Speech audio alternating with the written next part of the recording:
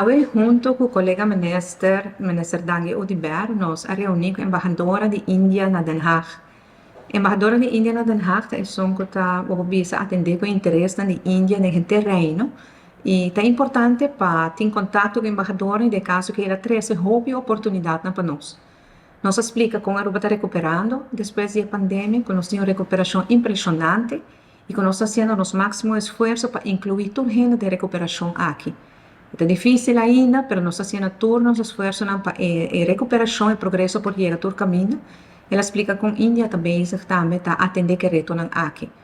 Nós papi basta rato riba lo que tema de remédio, né? A Índia está conhecida como um país, o mesmo país que traz remédio genérico e o preço não hobby, mas muito favorável.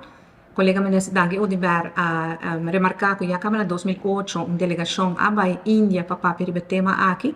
Pero sin embargo, do cambio de gobierno en Aruba después no sigue el tema y él lo quiere continuar. Es aquí nos lo hace también a través de los ministros plenipotenciarios en Holanda, señor Adi Thijssen.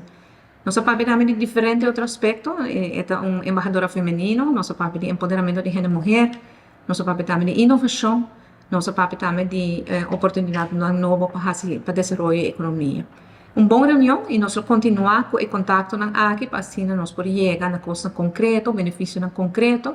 E quem sabe, talvez a Índia pode ajudar-nos com isso, mas no momento que nós estamos buscando toda possibilidade para nós criar mais progresso, mais bem-estar para o povo de Aruba.